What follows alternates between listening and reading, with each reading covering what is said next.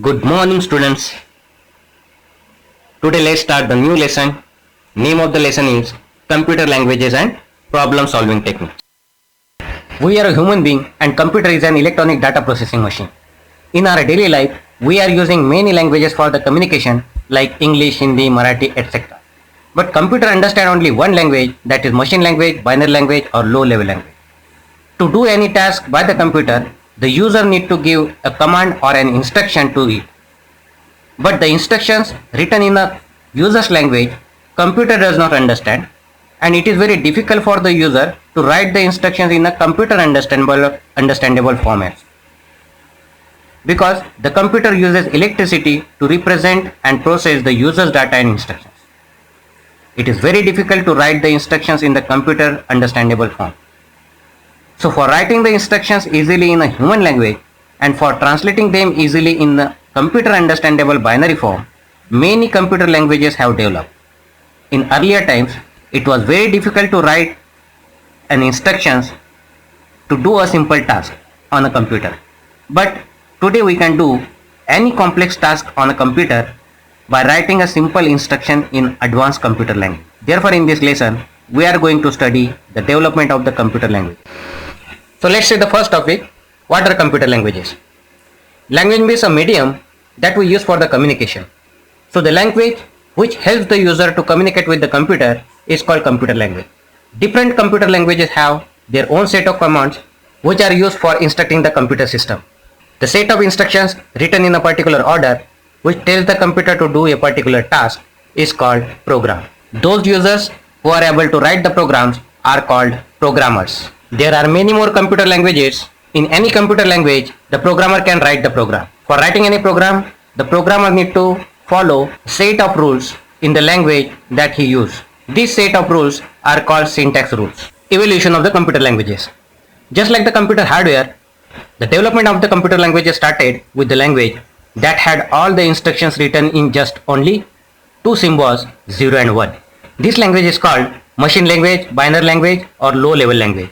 So machine language or low level language is made up of just only two symbols, 0 and 1, and that's why it is also known as binary language. These two symbols represent the two states of electricity, that is 0 stands for off or low voltage and 1 stands for on, means high voltage. The advantage of this machine language, binary language or low level language is it is only the language which the computer can understand. But there was some drawback of this language.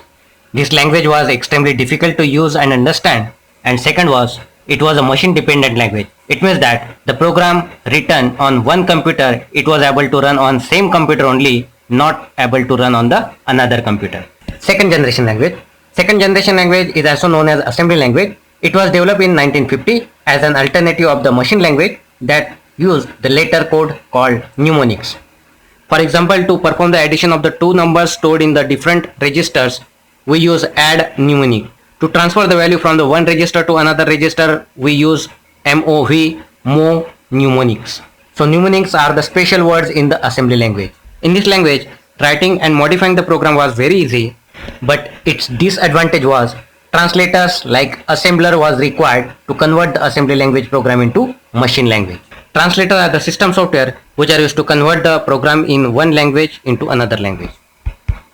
That's why the translators are also called as converters. Assemblers, compilers, interpreters are the examples of the translators or converters. Second disadvantage of this assembly language program was it was also machine dependent language. It means that the assembly language program written on one computer was not able to run on the another computer. Third generation languages. Third generation languages are known as high level languages. The high level languages are developed to write the machine independent programs, which was the shortcoming of the previous two generation languages. That means high level language program was able to run on any type of computer system. In these languages, writing the program was very easy as well as user friendly. But drawback of these languages was the translators like compiler or interpreter was required for translating the high level language program into machine language. Compilers and translators both are the system software. Particularly these are called translators or converters. There is a little difference between the compiler and interpreter. A compiler is a translator which converts the entire program into the machine language at once. Some examples of the languages in which compiler are used are C, C++, COBOL. The interpreters are the translator which convert the high-level language program into the machine code line by line. Some example of the languages in which the interpreters are used are basic language, Python language, etc. Fourth generation computer programming language. Fourth generation languages are also known as very high-level languages, but these are more closer to the human language than the typical high-level language. They allow the user to specify what the computer is supposed to do without going into the detail of how to do. So the advantage of the fourth generation languages are the programmers require minimum level of the programming skill to write the program. Some examples of the fourth generation languages are SQL, Python, Oracle reports, etc. Fifth generation programming language. Fifth generation computer languages are designed to solve the user's problem using the condition based programming rather than using the algorithms written by the programmer. That's why fifth generation languages are also called conditional based programming languages. In these fifth generation programming languages, artificial intelligence research is used. Some of the examples of fifth generation languages are Prolog, Mercury, etc.